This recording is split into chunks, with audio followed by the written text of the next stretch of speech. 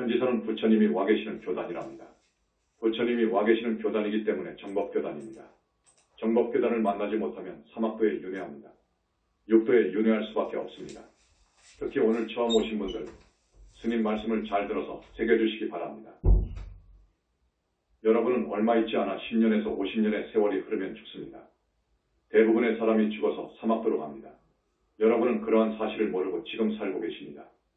우리는 영원히 윤회 생사를 하는 그런 존재입니다. 해탈 열반을 이루지 못하면 윤회할 수밖에 없습니다. 어떻게 하든 윤회에서 벗어나야 됩니다. 그런데 윤회에서 벗어나는 길은 험난합니다. 대단히 어렵습니다. 그러나 부처님의 정법을 만난 사람은 그렇게 어렵지도 않습니다. 그러니까 오늘 처음 오신 분들, 스님 법문 한마디 한마디를 마음에 새기시고 꼭 스님이 바라는 대로 앞날을 살아가시면 좋겠습니다. 오늘은 지난번에 미루어 두었던 주제 부처님 정법문 중에서 광명만덕 태사부님의 위상에 대해서 법문을 시작합니다. 저번 법회에는 법문 시간이 40분 넘어서 이번 법회로 미루었습니다. 오늘 법문은 여러분들이 정말 들어야 됩니다. 오늘 처음 오신 분들 정말 잘 오셨습니다. 부처님 이후로 세 번째 불과를 이룬 분이 광명만덕입니다. 네 번째로 이룬 분은 영산당시 하나니요. 지금의 자제만연입니다. 이것은 3계의 모든 붓다님들이 인정합니다. 여러분, 이 회상에 오심을 정말 감축드립니다. 광명만덕 태사부님이라고 하죠. 그분이 여자입니다. 여자가 불과를 증한 거예요. 수많은 붓다님들 중에서 처음 불과를 증할 때 여자 몸을 받아와 불과를 증한 분이 70% 80% 됩니다. 불과를 증할 때에는 여자로 와야 됩니다. 왜냐? 내 책에도 써놨지만 마지막 생의 모든 부처님들께 공양을 올리는 공덕을 지어야 됩니다. 그래서 여자의 몸을 받아옵니다. 자제마녀는 같이 출세해서 도반이 되었기 때문에 남자로 와도 되어서 이렇게 왔지요. 가끔 부처님으로부터 이 말씀을 듣습니다. 한 사람의 붓다는 그같이 면에서 삼천대천세계의 모든 중생과 바꾸지 않는다. 고하십니다. 어째서 그러는지 아십니까? 극락세계가 7차원이라고 하면 여기는 3차원입니다. 붓다는 10차원의 세계인 상적광에 세계의 30 이상 80정호의 무량억 정광으로 이루어진 자기 불신을 두고 있기 때문입니다. 붓다는 불신이 있어야 됩니다. 불신이 없으면 붓다가 아닙니다. 2600년 전 석가모니 부처님 이후로 불신을 얻은 분이 4사람뿐입니다. 불신을 얻어야 됩니다. 그런데 불신을 얻는다는 것은 지극히 어려운 일입니다. 언젠가 스님이 말씀했지요. 나유타컵하고도 아승직업 전에 이 우주 안에 2사람의 훌륭한 수행자가 있어서 수행을 하고 있었다. 결국 한 사람만 청정법신을 얻을 수 있었고 원만보신, 불신을 얻었다. 다른 한 사람은 결국 불신을 얻지 못했다. 라는 이야기를 했을 거예요. 불신을 얻는 것은 지극히 어렵습니다. 불신이라는 것은 우주화거든요. 곧 우주거든요. 그런 몸을 얻는 것은 지극히 어렵습니다. 불신을 얻어야 미래제가 다하도록 죽을 수 없습니다. 멸도하지 않습니다. 미래제가 다하도록 극락에 삽니다. 이 땅 사바세계의 사람 몸 받아온 화신의 속주인공이 영혼체이지요. 내 개로 되어 있는 영혼체지요. 이 영혼체가 완전히 절대계의 자기 불신과 강도와 강도에 있어서 같아져야 개합됩니다. 열반에 들어서 개합이 되면 완전한 부처님입니다. 그 부처님의 위력은 정말 무섭습니다. 어떠한 적수도 없습니다. 이미 적수가 없습니다. 부처님은 무량광이라고 하는 빛으로 되어 있기 때문입니다. 무량광을 화엄경에서는 백천억 묘한 빛깔 광명이라 하고 법화경에서는 한량없고 수없는 빛깔의 광명이라고 합니다. 부처님의 몸을 이루고 있는 무량억 정광은 불가사의한 힘이 있습니다. 그런 빛으로 부처님의 몸이 이루어져 있어요. 그래서 필요하다면 방광하는데 여러분 법화경 서품을 보면 나오지요. 미간에서 방광하면 저 18,000국토 저쪽 모든 세계를 비추잖아요. 18,000국토가 아니라 온 3계를 다 비출 수 있습니다. 이 몸이 빛으로 되어 있기 때문에 어디든지 빛이 나가요. 10군데에서 나가게 되어 있습니다. 10군데가 확실합니다. 화엄경은 5군데로 되어 있고 반야경에는 이것저것 해서 40군데라고 하는데 아닙니다. 10군데가 확실합니다. 미간에서 정수리에서 눈에서 입에서 귀에서 털구멍에서 옆구리에서 양무릎에서 발바닥에서 손바닥에서 나가지요. 각각 색깔이 다 다릅니다. 이 부처님의 능력이 무한합니다. 앞에서 적수가 없다고 했지요. 적수가 없습니다. 여기는 공석이기 때문에 말을 아낍니다만 외도에서는 하나님, 무슨 신, 창조주 그러잖아요. 자기가 믿는 창조주 신을 이야기하잖아요. 부처님께서는 다른 종교의 어떤 신에게 그 신도들의 옳지 않은 행태를 보면 책임을 묻습니다. 책임을 묻는데 기한을 두어서 그것을 시정하지 않으면 그 종교에서 소위 신이라고 하는 창조주를 체벌하는 분이 부처님이에요. 이런 큰 힘이 있어요. 우주적인 힘이 있어요. 부처님한테는 적수가 없습니다. 그 부처님의 정법교단으로 비의해서 신도가 되어야 되고 우리는 그 부처님의 말씀을 들어야 됩니다. 이것이 사는 길이에요. 꼭 그렇게 해주시기 바랍니다. 이것은 오늘 본론과 거리가 먼 이야기이니까 이만 줄이고 본론으로 들어가겠습니다. 광명만덕님은 2600년 전 부처님 당시의 가섭이었습니다. 보살의 눈을 가졌거나 혹은 숙명이 열려졌으면 다 알 거예요. 그런데 불행하게도 한국에는 그런 사람이 별로 없습니다. 별로가 아니라 거의 없어요. 숙명통이 열려진 도인이 있다면 우리를 알아요. 또 몸에서 빛이 나가니까 절대계를 볼 수 있는 눈만 갖추고 있다면 알아요. 불신이 있는 것을 알고 이 영혼체가 빛덩어리인 줄 알아요. 그런데 불행하게도 한국에는 그런 도인이 없더라고요. 그래서 안 믿어요. 믿지 않는다고요. 그러나 이 자재만연이 법상에 올라와서 하는 말은 모두 진실이라는 것을 말씀드립니다. 광명만덕 태사부님에 대해서는 가끔 단편적으로 이야기했죠. 오늘은 종합해서 말씀드리겠습니다. 처음입니다. 광명만덕님의 아버지 어머니에 대해서 간단히 소개합니다. 아버지는 문씨입니다. 월자, 봉자입니다. 문월봉. 어머니는 김정래입니다. 슬하의 이남 이녀 중 막내 따님입니다. 아버지는 힘이 장사요. 의리가 있고 관상을 가리는 성품이 강직한 분이었습니다. 현재 약사공 25분 보살입니다. 어머니 김정래 씨는 부처님에 대한 신심이 남달리 돈독했고 평생 멸치 한 마리도 먹지 아니한 불자였습니다. 멸치 하나 먹지 않았어요. 내가 같이 수행했으니까 잘 알아요. 남편이 도중에 병이 드니까 100일 동안 자정수를 길러다가 복용토록 해서 건강을 회복시켜준 참한 여인이었습니다. 대단히 신심이 좋아서 시간만 있으면 항상 염불하였는데 지금도 눈에 선합니다. 같은 도반으로 있었으니까요. 현재 약사공 20분 보살입니다. 고향은 충청도입니다. 도중에 이사를 한 번 해서 살았지요. 이사 간 곳이 집성촌 이어서 성씨가 달랐습니다. 그래서 왕따를 당하다시피 했어요. 그런데 아버지의 기상이 남달랐고 또 100여 마지기의 농사를 지었으니까 상당히 부자였거든요. 이사가서 논을 전부 사서 생계를 꾸렸기 때문에 50가구가 넘는 그 동네 사람들이 나중에는 모두 태사부님 아버지한테 좋게 대하고 잘 따랐습니다. 이렇게 농부의 따님으로 오셨습니다. 어렸을 때의 이야기를 조금 해드리겠습니다. 호적과 나이가 다릅니다. 우리 교수님들 메모를 해놓으세요. 이분은 갑오색 말띠 61세입니다. 태사부님은 어렸을 때부터 유독 아버지를 따랐습니다. 아버지와 인연이 깊었어요. 살다가 보면 갑작스럽게 어떤 경우를 당할 수 있지요. 무서운 일이라든지 깜짝 놀란다든지 하는 경우에 일반인들은 거의 어머니 또는 엄마 하잖아요. 이분은 아버지 하더라고요. 참 희한하더라고요. 그만큼 아버지를 따랐습니다. 그냥 아버지 합니다. 어머니 하는 법이 없어요. 그것을 내가 항상 듣고 참 묘한 분이다. 고 생각했지요. 어렸을 때부터 부처님 꿈을 많이 꾸셨더라고요. 이거 참 희한한 일입니다.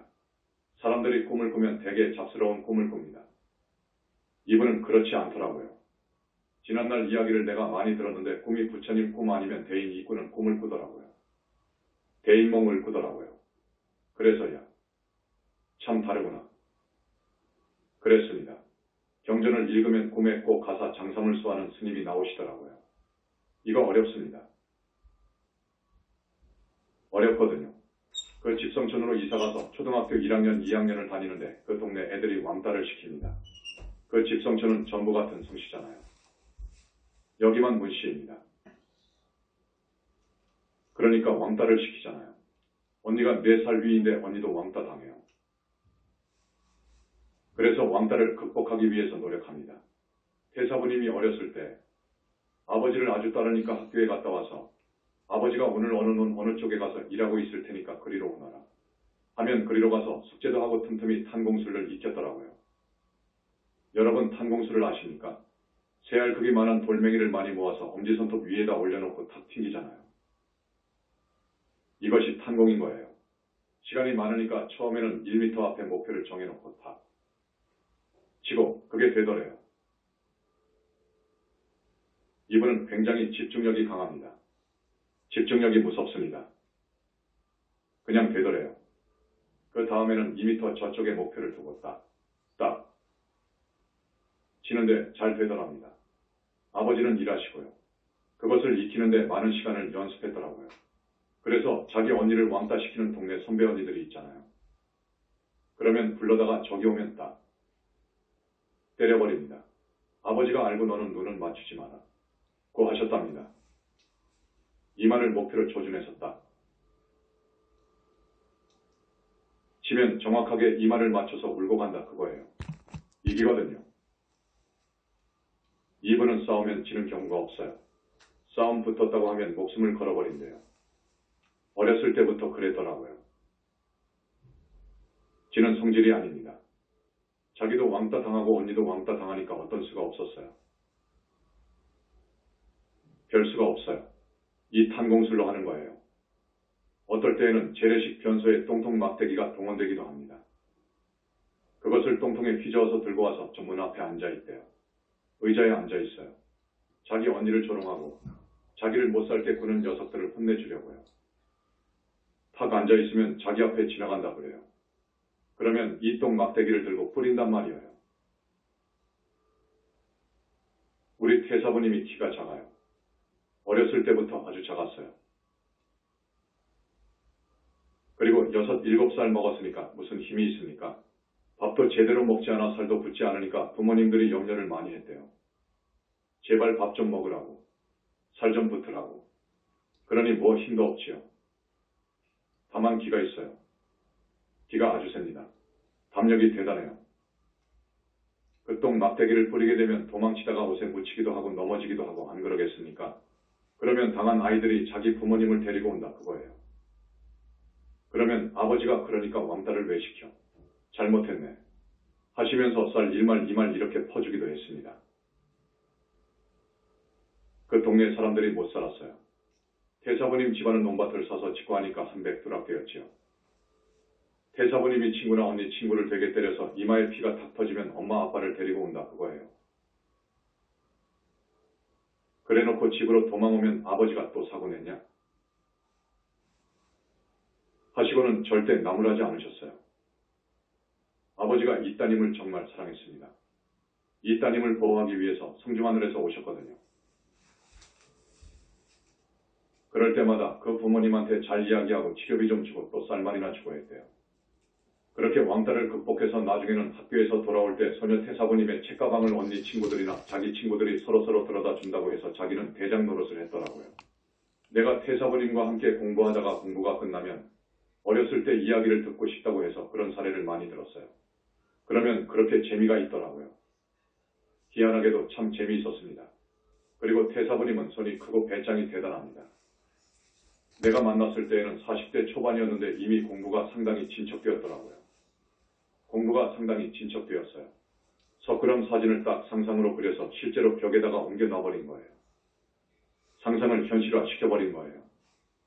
여러분 그렇게 하기 어렵습니다. 참 어렵습니다. 그 공부가 대단히 좋은 공부입니다. 좋은 공부예요. 나중에는 석굴암이 완전히 벽에 딱 박혀 있어요.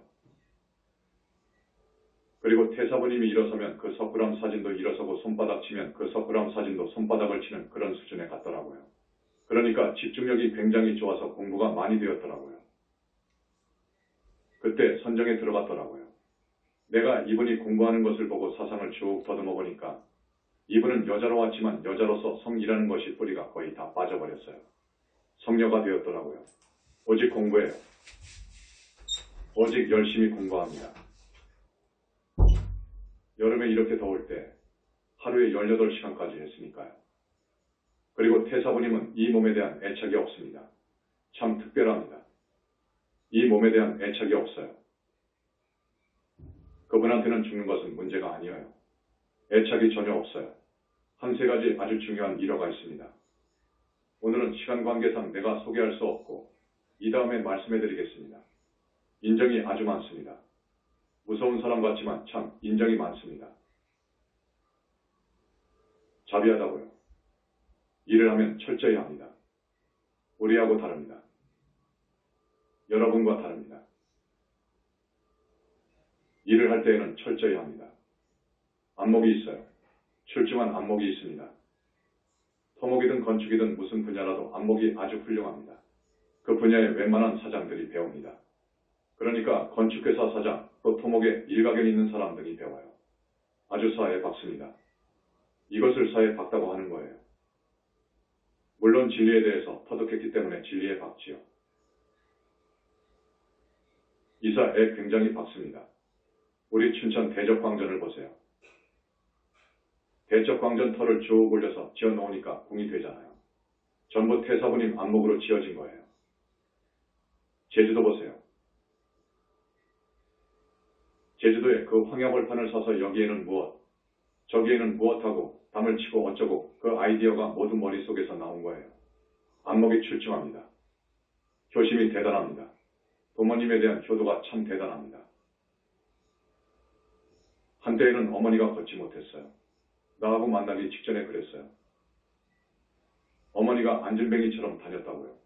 그러니까 어머니를 모셔야 하는데 위로는 아들이 하나 있고 그 다음에 언니가 있고 그 다음에 태사부님, 그 다음에 남동생인데 다 어머니를 모시지 않더라고요. 태사부님이 혼자 사니까 모시고 있더라고요.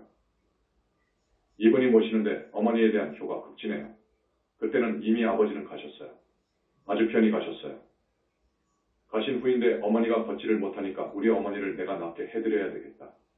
그 마음 먹었는데 지장보살본원경 이 생각나더래요. 내가 지장보살본원경을 읽고 지장기도를 100일 동안 해야 되겠다. 하고 소원을 세우고 지장보살님한테 그랬대요. 그분은 처음부터 부처님이 계신다는 것을 믿고 들어갔다는 거예요. 이중들은 안 그러지 않습니까? 어디에 부처가 있느냐? 그러지 않습니까? 그런데 이분은 철저하게 부처님이 계신다는 것을 신앙하고 들어갔더라고요. 그래서 지장보살님한테 지장보살님, 내가 100일 동안 당신의 지장보살본원경을 읽고 당신을 찾고 발언하기를 우리 어머니가 예전처럼 일어나서 이렇게 정상인처럼 걸을 수 있도록 해주십시오. 그러면 당신이 원하는 대로 내 몸을 바치리다. 이렇게 소원하고 들어갔더군요. 그래서 100일 기도를 다 채우는데 어머니가 벌떡 일어났어요. 100일 만에 어머니가 일어나 버렸어요. 나는 그 후에 갔었는데 어머니가 정상이에요. 그런 이야기를 하는데요. 그러셨나? 그랬죠. 100일이 지나 공부를 마치고 어머니도 일어났는데 지장보살님이 스님 형상으로 가사장상 수하시고 오셔서 이제부터는 금강경을 읽어라 하셨대요. 우리가 금강경 독송하고 공부하는 것이 거기서부터 출발하는 거예요. 지장보살님이 금강경을 읽되 석가모니불 하면서 나를 찾듯이 찾아라. 그러시더래요. 그래서 금강경을 읽기 시작한 거예요. 그러면서 석가모니불을 하기 시작한 거예요. 그렇게 금강경 공부를 많이 하는데 또 오셔서 공청으로 화두를 주셨습니다. 화두를 받았습니다. 공청으로 화두 받은 사람은 아마 부처님 이후 첫 번째일 거예요.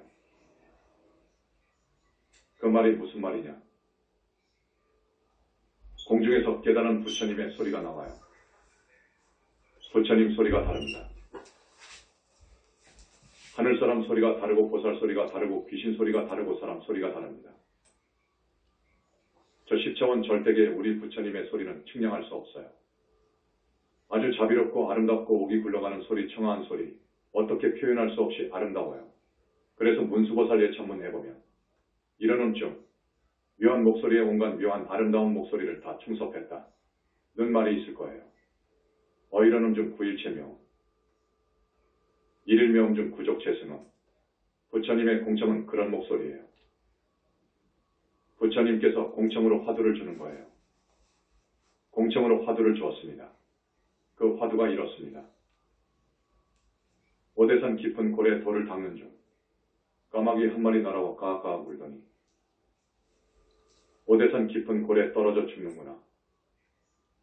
그 까마귀 다시 날아와 까까 울 적에 너는 도가 터지느니라. 이 화두를 줬어요. 이것을 딱 듣고 옮겨 썼어요. 딱 써놓고 이것을 의심한다고요. 이 속에 의심이 있습니다. 떨어져 죽는구나 해놓고 그 까마귀 다시 날아와 까까 울적에 너는 도가 터지느니라 하니까 어떻게 죽은 놈이 살아왔느냐? 그거예요. 이 의심을 무섭게 했더라고요. 시장에 갈 때에도 이 의심만 하고 아무리 생각해도 답이 나오지 않으니까 그릇을 내던져버리기도 하고 커피 마시다가 이 의심에 걸려서 의심이 해결되지 않으니까 마시던 커피 잔을 벽에다가 때려버리기도 하고요. 이러다가 9일 만에 목욕하면서 터졌습니다. 화두타파를 했어요. 그때 화두타파 개성을 적어 놓은 것이 이것입니다. 오대산 깊은 골에 도닦는 연불행자 닭업생 어비노래 지쳐 부르다. 윤회생사 끊어져 마지막 죽는구나. 영롱하고 아름다운 불빛 만나. 연불행자 여여부동 자기 노래 부른다. 이게 답입니다. 부처님께서 이 화두타파를 훌륭히 했다고 칭찬했어요. 그때 찬물로 물을 끼얹다가 터졌어요. 여름이었는데 찬물로 물을 끼얹다가 화두가 터졌는데 혼자 사니까 너무나 좋아서 벌거벗고 춤을 췄다 그거예요. 화두타파 할 때에는 온 천지가 텅 비어버리더래요. 그리고 그 환한 빛만이 온 우주에 가득하더래요. 나도 없고 너도 없고 한나도 없고 벽도 없고 집도 없고 자기가 앉아있는 방석도 없고 뭣도 없고 하나도 없어져 버리더니 부처님께서 주신 화두 의심이 터져버렸어요. 이렇게 9일 만에 화두타파한 분입니다. 이분이 이제 오로지 공부를 하는데 그러니까 부처님께서 시키신 것 같아요. 어렸을 때부터 전부 부처님이 따라다닙니다. 금생에 불과 이룰 사람은 그러기 전부터 불보살님이 쫙 살펴봅니다. 그러니까 지장보살 바로문에 한중생을 제도하려 백천생을 따라다녀 끝끝내야 건져냄이 불보살의 대잡이니 라고 있을 거예요. 백천생을 따라다녀 구제하고 만다는 그 글귀가 있어요. 정확한 거예요. 부처님들, 보살님들, 문수부처님, 보현부처님 등이 항상 따라다녔더라고요. 항상 살폈더라고요. 시간을 보려고 시절인연을 보려고요. 그래서 딱 되니까 이제 석굴암 불상을 옮겨라 하는 그 소리 없는 것이 생각으로 들어와서 석굴암 불상을 옮기는 공부를 했더라고요. 그때 석굴암 불상을 완벽히 옮겨버렸어요. 완벽히 옮기고 선정에 들어갔습니다. 부처님이 끌어야 깊은 선정에 들어가는 것입니다. 혼자 못 들어갑니다. 그래서 산매에 들고 해인 산매에 들고 대적정 산매에 들어 부처님을 만난 거예요. 부처님을 만난 거예요. 이 세상에 부처님을 만난 분이 없습니다. 불과 70분만 대적정 산매에 들어 만나는 거예요. 부처님을 만날 수가 없는 거예요. 왜냐? 10차원 저 절대계에 계시거든요. 절대계에 가지 않으면 못 만나는 거예요.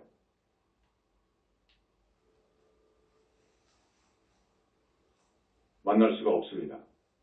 그런데 아라한이 보살되기도 어렵다고 했잖아요. 아라한이 보살되기 어려워요. 마장 때문에 못 되는 거예요. 천마 때문에 못 되는 거예요. 이 법당 앞에서 저기에 가려는데 여러분이 이렇게 빼곡히 앉아 계시는데 내가 어떻게 저기를 빨리 갑니까? 길을 터줘야죠. 천마외도가 절대 공부 못하게끔 악착같이 방해합니다. 이것이 이치입니다. 그래서 뚫고 들어갈 수가 없어요. 혼자는 못 뚫고 들어가는 거예요. 그러니까 아라한 되기도 어려운 거예요. 화두타파에서 아라한 되기도 어려운 거예요. 또 아라한이 보살은 못 되는 거예요. 보살이 되려면 지금처럼 부처님 회상을 만나야 됩니다. 그래서 타력으로 들어가야 되는 거예요. 이분은 불과를 증할 때가 되어서 과거에 한나라의 거부장자로도 오셨고 또 바람은 수행자로도 오셨고 왕으로도 오셨고 여황제로도 오셨습니다. 그렇지 않습니까? 많이도 왔지요. 많이도 왔지요. 그 많은 생을 공부하고 성근공덕을 지어서 부처님께서 내가 닦은 성근공덕은 부처 되고도 남는다 고 하셨습니다. 그런 분이에요. 그래서 부처님을 만난 거예요. 그 누구도 부처님을 만난 분이 없어요. 2600년 이후로 부처님을 만난 분은 없어요. 여러분, 스님이 잘 알기 때문에 이렇게 말씀드리는 거예요. 인도의 그 유명한 마명이나 용수도 부처님을 못 만났어요. 못 만났어요. 턱없어요. 그 정도로는 못 만나요. 중국으로 와서 그 유명한 달마? 턱없어요. 문턱에도 못 간 거예요. 선종의 개조인 해는? 턱없어요. 거기는 아라한 정도예요. 천태? 학자예요. 한국으로 와서 원효보조 서산. 안 되어요. 절대 아니어요. 거기는 부처님이 있는지도 몰랐어요. 우리 태사부님은 부처님이 계심을 철저히 믿고 직접 만나서 지금은 완전히 불보살님 속에서 살아요. 앞에서 말씀했지요. 부다 한 사람은 삼천대천세계 모든 중생들하고도 바꾸지 않아요. 그 이유가 있어요. 그만큼 부다 한 사람의 몸값이 대단해요. 여러분, 오늘날 축구 영웅이라고 불리는 아르헨티나의 메시라든지 포르투갈의 호나우도의 몸값 알지요? 1년에 1,500억인가 된다고 해요. 그것도 평생이 아니고 몇 년 그러죠. 또 야구나 골프하는 선수의 몸값이 대단해요. 그렇지만 여기 부다하고 비교한다는 그 말 자체가 불경입니다. 불경입니다. 대통령? 하늘사람 몸값 대단하겠죠. 부다하고는 하늘 땅 차이입니다. 왜 그러느냐? 앞에서도 이야기했지만 부다는 처음 불과를 이루면 여러분 알지요. 저 절대계의 불신이 생겨요. 청정법신, 과보신과 화신을 불신이라고 하는 거예요. 그중 여기서 말하는 불신은 보신불을 말해요. 저 절대계에 있는 자기 몸뚱이 보신이라고 합니다. 이 보신을 자력으로는 못 만들어요. 이 보신을 얻는 것은 정말로 어려워요. 앞에서 이야기했죠. 나유타하고도 아승기겁전의 위대한 두 수행자 중 한 사람은 보신을 영원히 얻지 못한 거예요. 그분이 현재 어떠한 종교의 수장이잖아요. 그 철학은 우리 불교 철학을 따라와요. 대단해요. 그러나 그분은 불신을 얻지 못했어요. 그런데 수많은 3계의 부따님들은 우리 부처님 도움으로 불신을 얻는 거예요. 부처님이 없으면 불신을 얻지 못하는 거예요. 얻을 수가 없어요. 불신을 얻으면 어떻게 되느냐? 이 몸, 사람으로 왔을 때 이 몸속에 있는 내 영체가 나의 불신과 계합이 돼요. 그러면 부따가 돼요. 그때는 완전한 부따예요. 큰 파워, 큰 힘을 지닌 부따가 되어요. 그런데 그 능력과 상모가 완벽하고 몸이 무량억 정광으로 이루어졌으며 지혜와 자비와 복덕과 신통이 무한해요. 그래서 부따 한 사람은 삼천대천세계의 모든 사람과 합쳐도 바꿀 수 없는 거예요. 여러분, 그러한 부따님이 계신 정법회상으로 여러분이 오신 거예요. 박수. 선불교의 화두타파. 거기는 수행을 잘해도 아라한도 아니기 때문에 백천만 명을 합해도 안 됩니다. 부따 아닙니다. 부따하고 상대할 수가 없습니다. 부따는 3계를 무대로 빛과 같이 움직여요. 빛 이상이어요. 사념, 생각보다 더 빨리 움직입니다. 부처님들은 생각보다 더 빨리 움직여요. 그렇게 몸을 이동할 수 있어요. 어디 귀신이 그렇게 하고 하늘 사람이 그럽니까? 보살도 그렇게 못해요. 모든 부따들은 한 몸입니다. 한 몸이어요. 어떠한 외도의 교주나 수장들도 부따는 아닙니다. 불신이 없어요. 불신이 아니면 불신을 얻지 못하면 결국 죽을 날이 있는 거예요. 우리 부따는 10차원의 빛의 존재예요. 10차원 저 상적광세계의 빛의 존재예요. 그 일점 빛이지만 자기한테서 나온 무량광으로 온 3계를 다 감싸버릴 수 있어요. 그래서 무량광입니다. 끝도 없이 나와요. 앞에서도 말씀했지만 그 무량광을 화엄경에서는 100천억 묘한 빛깔 광명이라고 했어요. 빛깔이 100천억 개도 더 된다 그거예요. 5색도 아니고 무지개 7가지 색도 아니고 100천억 가지의 색깔을 띄운 묘한 빛깔의 광명이에요. 불가사의한 거예요. 법화경에서는 많은 표현을 했지요. 한량없고 수없는 빛깔 광명, 이것이 무량억정 광명이에요. 이런 것으로 몸뚱이가 이루어졌어요. 그래서 영원히 없어질 수가 없어요. 이 태양의 빛도 아니고 자성광도 아니고 이것들의 본원광인 무량억 정광으로 이루어졌기 때문에 붓다는 영원히 멸도할 수가 없어요. 영원히 극락에서 살아요. 상대할 적수가 없어요. 앞에서도 이야기했죠. 힘으로도 상대할 적수가 없습니다. 그러면서 지혜, 자비, 복덕, 신통을 부족하고 있어요. 30 이상 80정호를 갖추고 있어요.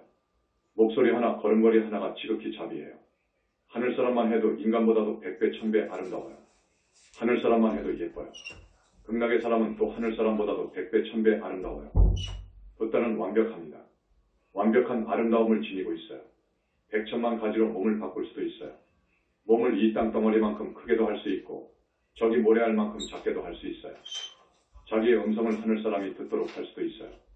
가령 오하늘 사람한테 법문을 할 때 오하늘 문을 딱 열어서 하는 거예요. 마이크가 없어도 다 듣게 할 수 있어요. 과연 우주의 주가 우리 부처님인 거예요. 삼신을 갖춘 부처님이어요. 그러니까 자기 불신과 그 영체가 합쳐진 부처님이 그렇다 그거예요. 또 우리 광명만덕님이 이런 분이에요. 박수. 우주가 성주개공을 반복하는데 주겁으로 들어갈 때 붓다가 나옵니다. 그래서 겁에 하나 나온다고 하죠. 자격 없는 사람을 붓다 만들겠습니까? 여러분, 과거 그 무량한 생을 과거 생에 잘 살았고 현재 생각이 그렇고 또 많은 성근공덕이 있고 충분히 붓다로 만들 만하기 때문에 부처님께서 선택한 거예요. 부처님께서 붓다로 만들 제자를 선택할 때 불격을 갖춘 최상수보살을 선택합니다. 그러니까 미타국이 27품이잖아요. 거기를 지나 올라가면 약사궁이 27품입니다. 약사궁 27품을 올라가면 불격을 갖춘 최상수보살이 1등급, 2등급, 3등급이 있어요. 거기 1등급 중에서 선택합니다. 불벌을 징하도록 우리 부처님께서 낙점하는 거예요. 그런데 최상수보살이 얼마나 많습니까? 3개의 모든 붓다님의 좌우보처는 모두 불격을 갖춘 최상수보살들이에요. 그렇지 않습니까? 다 보살들이잖아요. 그 많은 보살님들 중에서 이 다음 붓다 될 사람 한 사람이 딱 낙점돼요. 자격이 있어야 되는 거예요. 그것을 아십시오. 어느 불교 종단에서 몇 년 전까지만 해도 우리 태사부님과 나를 이러쿵저러쿵 했어요. 이러쿵저러쿵 온갖 소문을 다 만들어서 모함했지요. 여러분 그러면 큰 업을 짓습니다. 대성자를 흉본다는 것은 너무너무도 큰 업이옵시다. 여러분 그거 알아야 됩니다. 우리가 꼭 지켜야 할 계율이 있습니다. 계율, 살더운 망주, 주는 술이지요. 아편 마약까지 포함합니다. 그리고 다른 사람을 흉보지 말고 성자를 이야기하지 말고 성자를 이야기하다가 보면 실수할 수 있으니까 성자를 대상으로 이야기해서는 안 됩니다. 그리고 악애를 갖고 이야기해서는 안 됩니다. 악이, 나쁜 감정, 아주 지독한 극악한 감정을 가지고 상대를 나쁘게 이야기하는 법이 아니에요. 그런 정도는 우리가 지켜야 됩니다. 우리 태사부님이 가끔 말하십니다.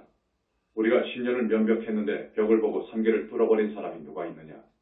그거예요. 오직 벽만 보고 공부해서 3개를 뚫어버렸어요.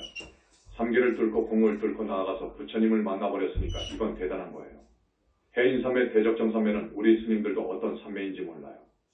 들지를 못했으니까요. 여기를 다 통과한 분이 태사부님이에요. 내 책에 하나의 신뢰를 적어 놓았을걸요. 많이도 통과한 이야기가 있어요.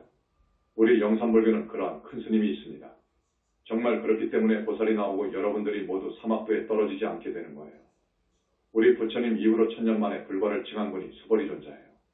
사리불 존자가 1250년 만에 한국 땅에 오셔서 불과를 징하셨어요. 그 후 가섭과 아난이 2600년 이후로 오셔서 불과를 징했다는 것을 알아두십시오. 그리고 광명만덕님의 좌우보처는 수보리 사리불이에요. 좌우보처가 붓다예요. 보통 외도의 큰 인물들, 마호메트 같은 분들이 기도하잖아요. 그러면 그 외도 하늘에 수장들이 힘을 줍니다. 갚이 줍니다. 저 옥황상제도 왔다가 간지 얼마 안 되잖아요. 상제는 사만을 왕인데 기도를 하면 그쪽에서 힘을 주고 끌고 그러잖아요. 광명만덕님은 면벽을 해서 3개를 뚫고 3매를 통해서 부처님을 만났어요. 이분은 하늘과 세계 무세계 하늘을 다 통과한 거예요. 그래야 극락을 가고 그것을 지나가서 정면에 세계 부처님 계신 곳에 갑니다. 태사부님은 그런 분이에요. 내가 화엄경에서 가장 좋아하는 개성이 있어요. 면벽해서 3개를 뚫고 공을 뚫어버린 이야기. 이 개성이 그것을 말해줍니다. 문수보살님이 자장율사한테 들려준 개성이에요. 자장율사가 문수보살님 칭견하려고 중국 당나라 문수보살 주처에 가서 기도한 적이 있죠. 요지일체법 자성무소요. 여시의 법성 직견노사나. 우리말로 해석하면 세상이치 알고 보면 자성은 무소유다. 이와 같이 깨달으면 노산합을 부처님을 뵙지. 그 말이에요. 자성은 무소유다. 공을 뚫어버린 거예요. 붓다는 이렇게 공부에 들어가는 거예요. 3개와 공을 뚫어버렸어요. 정멸과 저기 부처님 3개까지 들어가 버린 거예요. 연벽 10년 만에 노선화부를 뵌 거예요. 대단한 거예요. 앞으로도 더 법문이 있을 것입니다. 아직 못한 태사부님에 대한 소개할 거리가 많습니다. 지금 태사부님은 못할 일이 없습니다. 부처님이 항상 함께하고 계십니다. 부처님하고 항상 함께하지만 그 부처님을 3개의 중생들이 모두 찾아도 다 가신다고요. 화신불이 부처님을 찾는 중생 앞에 갑니다. 여러분 아시죠? 오늘 처음 오신 분은 부처님의 능력을 이해 못할 거예요. 100천만억 화신을 냅니다. 이 부처님은 능력이 어마어마합니다. 그래서 우리가 만난 부처님이 진짜 부처님이더라 그거예요. 진짜 부처님이더라 그거예요. 박수. 내 책을 보고 조계종에서는 천마라고 했습니다. 천마를 만났다고 했어요. 여러분, 부처님과 천마의 차이는 하늘과 땅 차이에 100천만 배도 더 됩니다. 그래서 내가 이런 법문을 언제 해줘야 하는데 하고 생각했습니다. 전번에도 이야기했지만 변화술에 능한 천마가 있습니다. 부처님상으로 보살상으로 나온다니까요. 둔갑한다니까요. 그러니까 공부한 사람이 둘립니다. 그게 사실은 천마예요. 부처님은 10차원의 무아속 절대계의 존재이고 천마는 아래 하늘 천인 중에서도 마구니이다. 여러분 아십시오. 붓다는 불신이 부사이한 무량억 정광으로 되어 있으나 천마는 하늘 빛으로 몸뚱이가 되어 있다. 그렇잖아요. 따라서 붓다는 10군데에서 무량광을 방출할 수 있으나 천마는 하늘빛을 방사할 수도 없다. 천마는 하늘빛이다. 붓다는 30 이상 80종호의 거룩한 해탈상이지만 천마는 전혀 아니다. 여러분, 왕과 거지의 차이보다도 더 차이 난다니까요. 우리가 천마를 모르나요? 천마를 이야기하는 조계종 스님들, 우리는 이럽니다. 아니, 제법이 무아인데 실체가 없다면서 어째서 또 그때는 천마를 말하나? 천마를 알지도 못하면서 천마의 실체를 모르면서 말이어요. 천마의 실체를 아는 사람이 거의 없습니다. 스님의 이야기가 진실하다고요. 내가 조계종에서 50년을 상인포교사로 있었어요. 천마, 하늘 마군이에요. 하늘에 마군이가 있단 말이에요. 하늘 천인이 아닙니다. 천인 계열에 들어가기는 했지만 마군이가 있단 말이에요. 천인 마군이. 예전에 스님이 이야기를 했었습니다. 자, 어떤 경우냐? 가령 이슬람 무슬림들, 마호메트교 교도들 중에서 자살폭탄 테러한 사람이 있죠. 자살폭탄 테러한 사람을 그 외도 하늘에서 데리고 가버릴 수가 있어요. 그게 천마입니다. 그 천마가 무슨 인격이 갖춰져 있고 사랑이 있습니까? 또 마음에 욕심이 없고 그럽니까? 이런 유들이 천마입니다. 아주 못된 애들이에요. 그래서 지금은 부처님한테 적발되면 즉각 지옥으로 가지요. 즉각 지옥행입니다. 잡아서 지옥에 넣어버립니다. 또 그 수장한테 그런 짓 하지 말라고 해요. 그 경고도 듣지 않으면 안 들어서 그런다 그거예요. 이 말은 해주지 않겠습니다. 이 부분은 스님이 끝까지 이야기하지 않겠습니다. 붓다는 지혜, 자비, 복덕, 신통이 구족되어 있으나 천마는 아니다. 붓다는 삼신을 갖추고 있고 필요할 때에는 인연 국토에 100천만억 화신을 놔둘 수 있으나 천마는 아니다. 100천만 분의 1도 못한다 그거예요. 붓다는 우주 3개를 사속 이상으로 생각 이상으로 이동할 수 있으나 천마는 하늘 위 하늘은 갈 수도 없고 이동의 속도도 제한적이다. 붓다는 깊은 산매에 들 수 있으나 천마는 절대로 산매에 들 수 없다. 산매에 드는 것은 성중하늘부터예요. 아라함부터예요. 천마들은 산매에 못 들어요. 선정에 못 들어요. 붓다의 지혜는 끝이 없어서 일체종지라고 하지만 천마는 1층 수준이라고요. 천마의 지혜가 하늘사람이라지만 그것도 마구니입니다. 붓다는 못할 신통이 없으나 천마는 천인 정도 이상의 신통은 못한다. 붓다는 생사에 영원히 자제하여 영원히 지옥 악이 축생되지 윤회에 떨어지지 않지만 천마는 아니다. 지옥에 간다. 지옥에 가지요. 붓다는 자비 자체이지만 천마는 삼독에 속박되어 있다. 천마들은 공부하는 사람들한테 접속해서 자기네들 법이 이상으로 올라가는 공부를 방해합니다. 적이 생기니까요. 무서운 사람이 생기니까요. 그런 무서운 사람이 못 되도록 방해하는 거예요. 그리고 자기네 권속 중에서 쓸만하다고 생각되는 이가 객사하면 그를 집단의 힘으로 데려가는 경우가 있는데 이것이 천마다. 예수라든지 자살폭탄 테러 등입니다. 그래도 예수는 그 하늘에서 모셔 가버린 거예요. 선불교에서 천마를 말하는 것은 정말 넌센스이다. 일체제법이 무아라고 하면서 왜 실체를 말하느냐 그거예요. 지금 자칭타칭으로 내가 미륵이다 하고 말하는 사람 거의 모두가 변화술에 능한 천마들의 트릭 속임수에 빠져 있다. 그래서 천마의 섭한사마라고 본다. 전번에도 이야기했죠. 천마가 자기 권속을 만들려면 쓸만한 사람한테 가서 불보살의 모습으로 둔갑해서 보여준다고요. 그러면 믿잖아요. 어느 때에는 그 사람을 불보살로 만들어 놔버려요. 그러면 내가 부처네. 이렇게 생각하잖아요. 이거 트릭이에요. 그러나 천마가 변화술로 해서 만든 눈앞에 놓은 이 부처님은 방광도 못하고 30 이상 80종호도 아니고 무량억종광으로 되어 있지도 않고 지혜 자비가 그렇게 구족되어 있는 것도 아니고 신통이 대단한 것도 아니고 복덕이 원만한 것도 아닌 천마일 뿐이지요. 그런데 대부분의 사람들이 지금 그렇게 속아요. 내가 미륵이다. 뭐다. 하는 사람들은 대부분 이 천마에 빠져서 그러고 있어요. 거듭 이야기합니다. 자, 미륵 부처님은 우리 현지사에 와 계십니다. 3번이나 불과를 이룬 분이에요. 도솔천 내원궁에 계시는데 이곳은 부처님, 붓다를 낳은 부모님들이 가는 곳이에요. 인간 세상의 수명으로 보자면 5천년 살아요. 아주 좋은 곳이에요. 미륵 부처님이 도솔천 내원궁에 계시다가 우리 부처님 회상이 이렇게 이루어지니까 자꾸 오시려고 하더라고요. 오고 싶다는 것입니다. 그래서 부처님께서 미륵을 받아준 거예요. 앞으로 한 500년 먼 후에 인간 몸을 받아오십니다. 지금 그분이 우리 현지사의 불신으로 와 계신다니까요. 현지사에 와 계신다는 것은 아직 인간 몸을 받지 않았다 그 말이에요. 인간 몸을 받아왔으면 현지사에 못 옵니다. 불신에서 영체가 다 빠져나가 버렸기 때문에 저 정멸세계에서 선정에 들어가 있어야 됩니다. 그것을 알아야 됩니다. 그 미륵 부처님은 당신의 이름을 빌어 다수가 내가 미륵이다. 내가 미륵이다. 한다고 참 불편해합니다. 세상에 내가 미륵이다. 하는 사람이 많이 있습니다. 그것은 사마회도거든요. 그래서 우리 태사부님이 진짜 부처님이다. 하는 이유를 내가 15개의 근거를 들어 내놓은 거예요. 그런데 또 시간이 40분이 다 되었네요. 그러면 오늘은 이대로 하고 이 다음으로 미루겠습니다. 오늘 처음 와주신 우리 신도분들 거듭 이야기합니다. 여러분, 사람은 죽음으로써 끝나는 것이 아닙니다. 분명히 사후세계가 있어요. 사후세계가 있어요. 그런데 스님이 보는 바로는 대부분의 인간이 사막도에 갑니다. 지옥 악이 축생에 떨어집니다. 지금까지의 그 많은 종교와 기존 불교에서 정법을 이야기하지 못했습니다. 우리 불교의 성직자들이 정법을 이야기 못했어요. 부처님이 계신 것도 몰랐어요.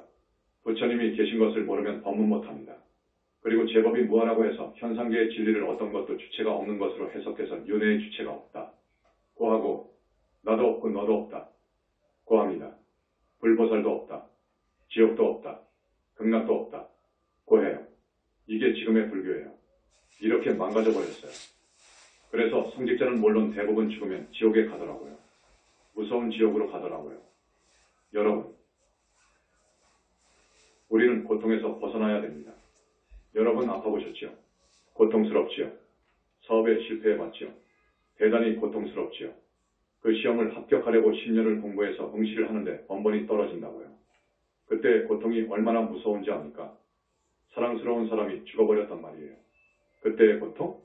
그건 육신이 받는 고통보다도 더 무섭습니다. 마음의 고통이요. 사랑스러운 사람과 사랑을 이루지 못하고 헤어져야 하는 그때의 고통. 여러분은 40대, 50대, 60대 되었으니까 이런 경험을 다 했을 거예요.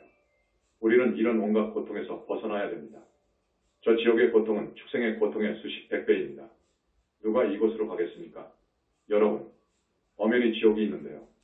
지금까지 누가 있다고 했습니까? 지금 어느 스님이 사막도가 있다고 합니까? 없다고 하죠. 그래놓고 이 법상에 나와서는 있다고 합니다. 경전에는 있다고도 했으니까 있다고 합니다. 그런데 반야로 들어가 버리면 공공해버리니까 왔다 갔다 합니다. 그래서 없다고 한단 말이에요. 그렇지만 이 천법 대중을 생각해서 지옥이 있다고 하죠. 극락이 있다고 해요. 그런데 자기는 믿습니까? 뒤로 돌아서서 웃지요. 지금 지도층에 있는 스님들 생각을 내가 다 알아요. 공부를 해야지 알지요. 일정 수준에 올라가야 하는 것인데요. 도대체 화두타파를 몇 명이나 했는지 여러분 아세요? 몇 명 되지 않습니다. 더구나 화두타파 가지고는 몰라요. 자, 불보살님도 계시고 극락도 있고 지옥도 있어요. 짐승도 되고 그런다고요. 여러분, 오늘 이 스님 법문을 우습게 알면 못 써요. 지옥 갑니다. 우습게 알면 안 돼요. 절대 안 됩니다. 분명히 있으니까요. 여러분은 조그마한 고통도 못 이기잖아요. 아들이 무슨 왕따를 당한다. 시험에 꼴등했다. 이런 고통도 못 이기잖아요. 이런 고통은 축생이 받는 고통에 비하면 아무것도 아니에요. 100,000분의 1도 안 됩니다. 죽으면 여러분 혼자 갑니다. 죽으면 아무도 안 따라가요. 누구 하나도 안 따라가요. 여러분이 그렇게 사랑했던 남편도 자식도 안 따라와요. 여러분, 혼자 가요. 1000억을 쌓아놓고 몇 조를 가진 부자라도 단돈 100원도 못 가져가요. 일푼도 못 가져가요. 권력도 명예도 안 따라가요. 다만 따라가는 것이 무엇인지 압니까? 따라가는 것이 있어요. 무엇인지 압니까? 어디 말해보세요. 지은 업 이렇게 말한 사람. 지은 업이 따라가요. 항상 나하고 함께해요. 내가 나쁜 업을 지으면 반드시 과보가 옵니다. 반드시 과보가 와요. 업이 따라옵니다. 그래서 업이 다하지 않는 한 우리는 윤회를 하는 거예요. 업은 삼독 번뇌에서 오지요. 번뇌가 있는 한 우리는 계속 사막도에서 윤회할 수밖에 없습니다. 큰 스님의 이런 법문을 듣지 않으면 업을 지을 수밖에 없어요. 중생은 전부 욕심 탐욕으로 가득 차 있거든요. 탐욕이 무서운 적입니다. 탐욕 욕심에서 집착이 오잖아요. 집착이 옵니다. 사랑에 대한 집착, 권력에 대한 집착, 재물에 대한 집착으로 업을 짓는다고요. 그래서 고통을 받잖아요. 오늘 오신 분, 이렇게 말씀을 드려도 다음에 보면 전번에 왔던 분이 또 많이 안 오더라고요. 많이 오지 않아요. 한두 사람을 건지는 정도더라고요. 오늘 오신 분, 이 다음에 다 오십시오. 이 다음에 다 오셔요. 진짜 법문을 들어야 됩니다. 여러분, 그렇게 하지 않으면 안 됩니다. 죄를 짓습니다. 여러분들은 죄가 뭔지도 모르거든요. 자, 그래도 오늘 한 1000명 왔다 그래요. 한 달에 2번 하는 법문에 1000명 오는 저는 우리 현지사밖에 없습니다. 자, 스님이 너무도 아쉬워서 자꾸 약속하자. 약속을 하자. 꼭 그러는데 뭐냐 하면 한 사람씩 더 데리고 오기입니다. 그래서 1500명, 2000명 되었으면 좋겠습니다. 그러면 우리의 신불교가 힘을 탑니다. 우리가 한 10년이 지났습니다. 지금도 우리의 사상을 상대할 사람이 없습니다. 이 다음 한 달 후 불교신문의 영산불교의 우주론 이 양면으로 게재될 것입니다. 그 논문, 영산불교 종지에 대해서 어떤 불교학자도 어떠한 큰 스님도 말 한마디 못할 거예요. 지금까지도 그랬습니다. 이제 우리의 철학이 나옵니다. 대회 소개할 때가 됩니다. 그러니까 한 사람씩 꼭 모시고 오십시오. 그렇게 해주세요. 신도, 예. 이 다음에 또 이어서 하겠습니다. 아무래도 30분, 40분 갖고는 안 되어서 우리 부처님한테는 죄송합니다. 우리 신도분들 스님이 말씀했지요. 4.8절에는 영산불교를 찾을 것. 우리 현지사에서 어떤 불상을 조만한다.